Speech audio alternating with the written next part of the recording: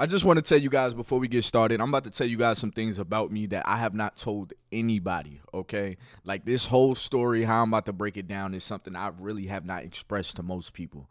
All right, so sit back, relax, and I hope you enjoy the story. See, every man remembers his first heartbreak, and most people will assume it's a girl that broke our hearts. But the truth is, for a lot of us, it wasn't love. It wasn't love that hurt us. Well, at least it wasn't a relationship. It was a sport. It was a game that we fell in love with as a child. See, for me, it was basketball. Watching AI, watching Kobe gave me visions of one day making it to the NBA. I used to have posters and everything of them up on my walls. This story I'm about to tell y'all, a lot of men can relate to, because sports was the first thing we gave our heart to. Sports was the first thing to break it. For a lot of athletes, sports was our first love. We carried that ball everywhere we went. Whether you played football, basketball, soccer, baseball, you had that ball close to you. And if you was like me, I used to sleep with my basketball in the bed. Your whole family knows you as that athlete that plays that sport, because they know we only had one plan in mind. When I'm an adult, I want to play this sport professionally. No backups needed. Somebody introduced a backup to me, I just felt like you ain't believe in me. You put on that oversized jersey and swore one day you would make it to the league. It was hope. It was an escape. And if you was like me and you really loved your sport, it felt like poetry in motion anytime I had the ball in my hands. It was like time did not exist. I could wake up in the morning, not eat breakfast, and I could play until the street lights come on. But growing up in New York with my mom, I didn't play on an actual team where we had to wear jerseys and we had to go to practice and we all had the same sneakers and stuff like that. So all I knew was highlights. The highlights that I would watch on YouTube. This was like early days YouTube, like when YouTube first came out. When me and my cousins had to share time on the computer, because there was only one computer and it's connected to the phone line. All I would do was sit there watch Michael Jordan highlights, AI highlights, Kobe highlights. This is all I knew. So my game was created with their best moves. I was better than most of my peers, and everybody at my school knew me as that kid that played basketball. And you put us against anybody in the school, we winning.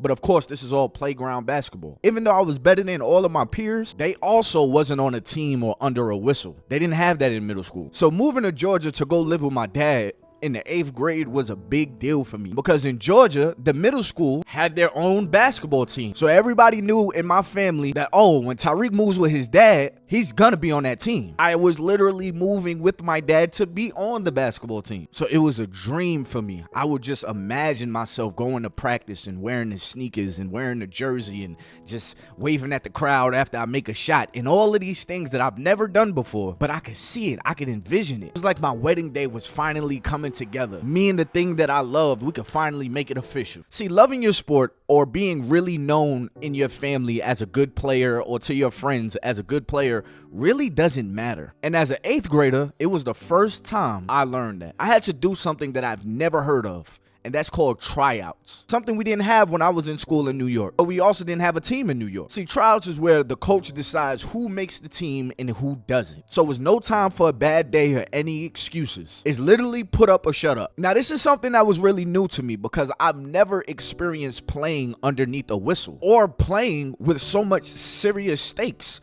Like, wait, you're telling me if I have a bad day or I have a bad game or my shots are missing, that means I miss out on a whole year of basketball because I'll be cut from the team? But I've never had to prove myself under a whistle and with such serious stakes at hand. Basketball was always something that was just fun for me. Again, it was an escape, something that, like, when I have the ball, time didn't exist. There was no thinking. So this was the first time in my life that I've experienced anxiety. And at the time, I didn't know it was anxiety. It felt like my left hand did not work. You might as well have chopped off this whole side of my arm. And my brain was in a constant panic. My hands were clammy. It felt like everything was moving around super fast. My vision felt blurry. Everything. I just felt off. And I've never felt this with the thing that I love. So I knew I wasn't playing like myself. And by the look on my dad's face, I could tell he saw I wasn't playing like myself either. I left tryouts with such an overwhelming feeling of just confusion. And all I can do was just be silent because of the mix of emotions. I didn't have any of the answers on why I played the way I played. It was like I was possessed by something that would just stop me from being able to play my game. All I knew is that I just played in front of a whole bunch of kids that are not on my level, but I didn't prove any of that. So now I'm just a kid with a whole bunch of words. So the next day when I showed up for school, I didn't know that Heartbreak was waiting for me. I remember it like it was yesterday. It was a crowd around this list in the gymnasium, and you see a whole bunch of kids walking away with their chins in their chest just looking sad. So as I walk up to the crowd, fast-paced but worried at the same time, I finally make it through the crowd to look at the list with the list right in front of me.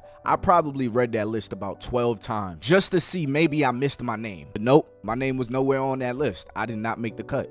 I got cut. This was the first time the thing that I loved played against me. Sitting in class, knowing that some of the basketball team players are in my class and I'm not a part of that team for the whole year was just gut-wrenching. Like walking around the house with my family, I felt so much shame. My dad would make me feel better by telling me, you know, they basically have their team from 7th grade and 6th grade. So you really had to shine over those kids. The rest of the kids that was out there that was trying out, they really didn't have much of a shot either. Now this was cool and all, but I know I did not perform the way I could have performed. And I just couldn't shake that. What happened to me? Why did I freeze up in the moment? And now that it's about 17 years later, I've learned exactly what happened to me in those moments. And I was experiencing something called performance anxiety. This is something that I feel like a lot of athletes have, and it really stunts their growth of how far they can go in their sport. It's an anxiety that can shut your body down when the stakes are too high. And I know they always say you can't teach a kid heart. You can talk a kid through what he's going through mentally.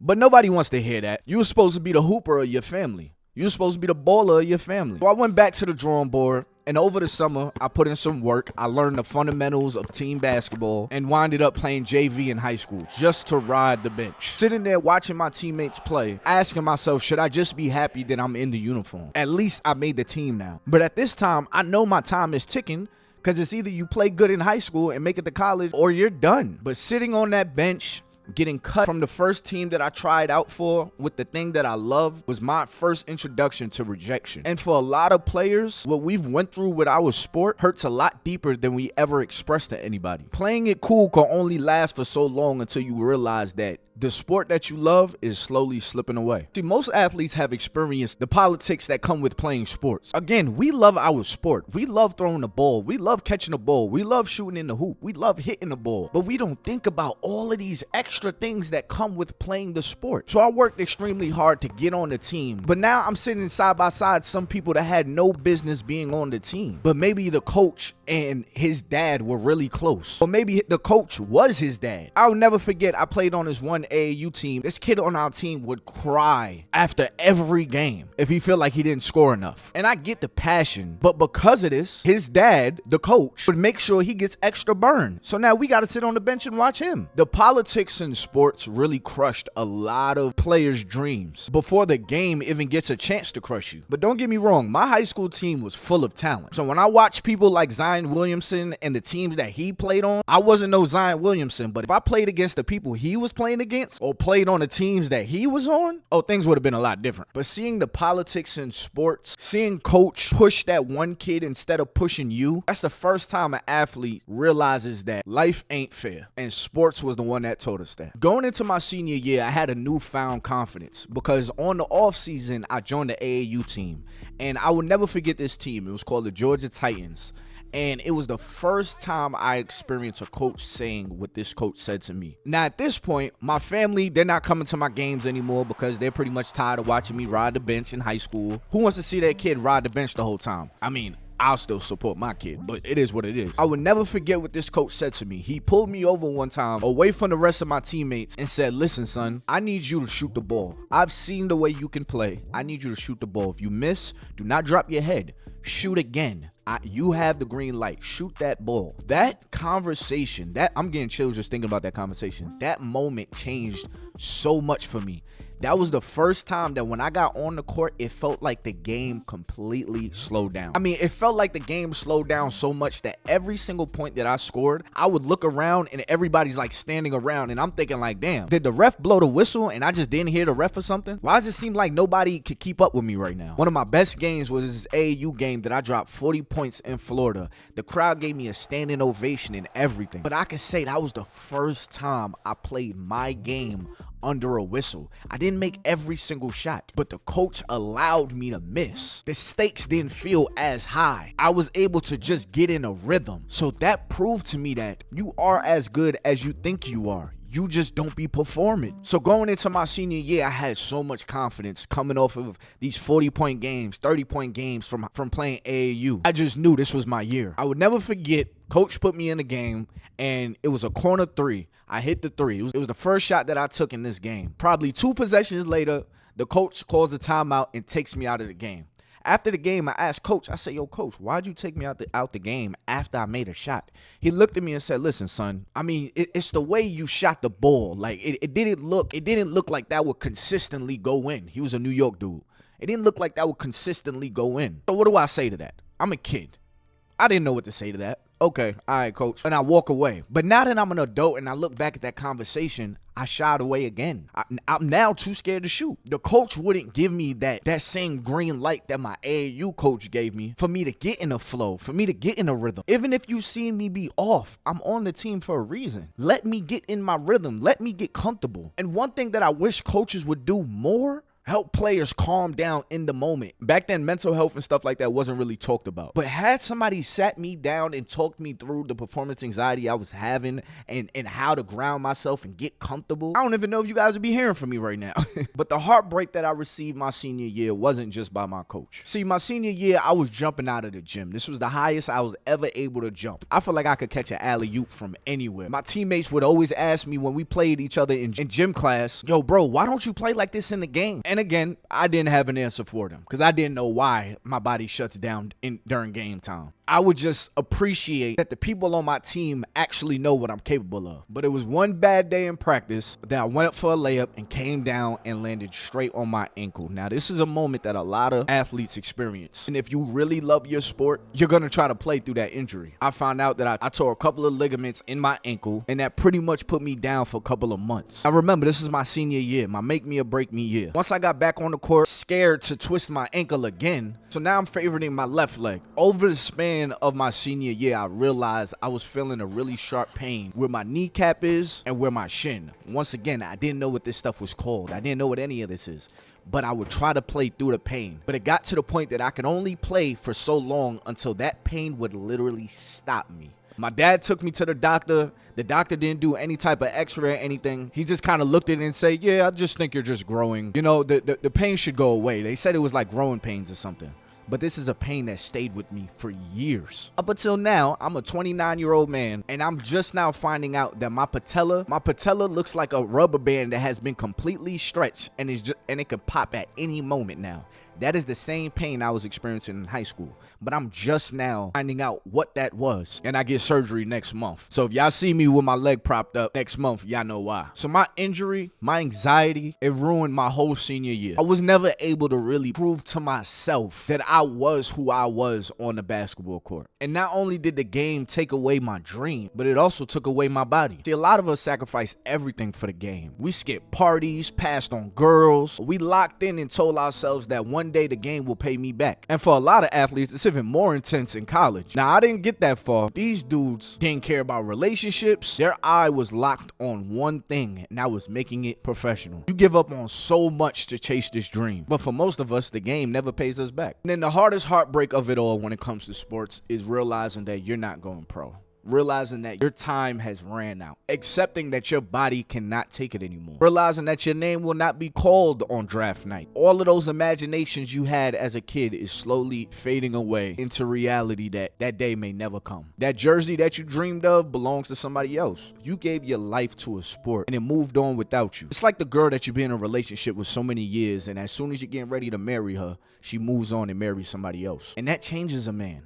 That changes a man. That changes us. Because when the game is gone, who are we? And that's when life after the sport begins. You hang up the jersey, you clock into regular jobs, sit in traffic, you just go back to being a regular guy. You're no longer that athlete that's on campus. You're no longer the athlete that's walking through the high school hallways. You're no longer the athlete walking through the house. And you know what makes it even worse? Society never lets you forget. People look at your height, look at your build, and they say, man, you belong on the court. Or, man, you belong on the field somewhere. And we smile and we grin, but deep down, it kind of stings because you know what could have been. And you know that's what you really wanted, but the game didn't choose you back. It's a heartbreak that we have to carry forever. But here's the thing, y'all, about heartbreak. Whether it's a girl or a game, it could either make you or break you. See, what my sport taught me was that if I really put my mind to something, I could make it happen. Because on that 8th grade team, when I got cut, that was the first experience of a different level of defeat that I've never experienced. But the hard work that I put in, the dream that I wanted, which was just to make the team, I was able to accomplish that. I knew a lot of people that never played high school basketball, never made the high school basketball team. With that perspective shift, I'm able to apply it in my everyday life now. If I really take something serious, if I'm clear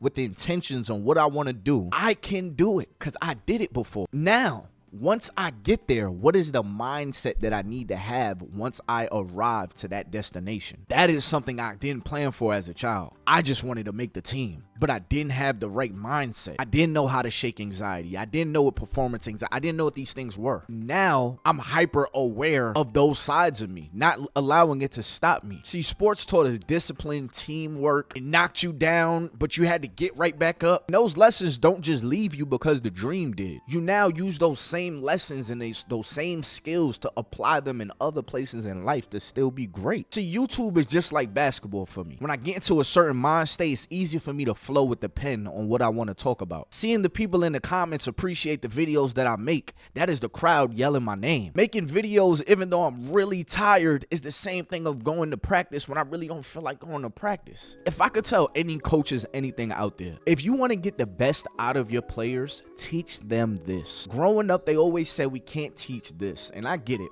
But there's a reason why there's therapists and psychiatrists. You might even want to recommend some of your players to seek psychiatry, seek therapy. Because if this is good, you can get the best out of your players. Because I guarantee you put some of those kids in a gym, no whistle, just a calm environment, you'll see a completely different side of your players.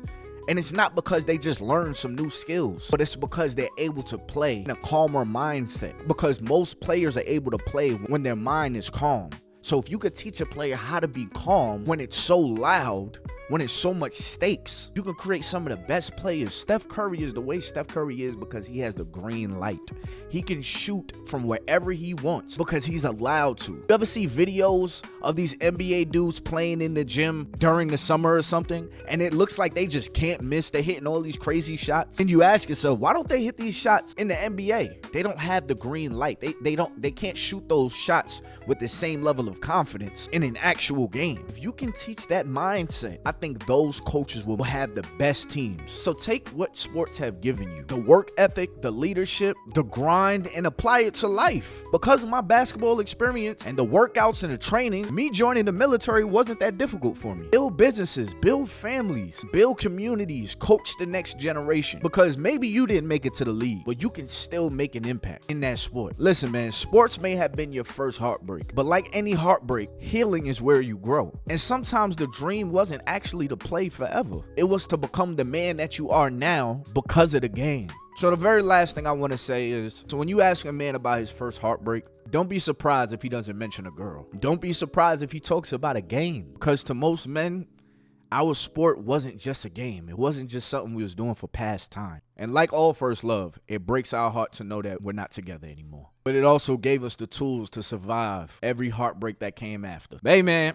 That's my story, man. That's my basketball story. I tried not to get emotional telling that story. It is something that it's hard for me to get out. It's hard for me to talk about because I hate being the guy that just says, man, nah, I was good. I was really good. Trust me. But I have nothing to show for it. But Tyreek, my real name, and basketball was always together. And that's my story, man. But now I can live through my kids. Now I'm training my daughter to play basketball. Soon I'll be training my son. He actually turns 1 tomorrow. Anyways, y'all, make sure you hit that like button, subscribe button, turn on my post notifications and all that good stuff. I hope y'all enjoyed this video. Until next time, man, I'm out of here. Peace.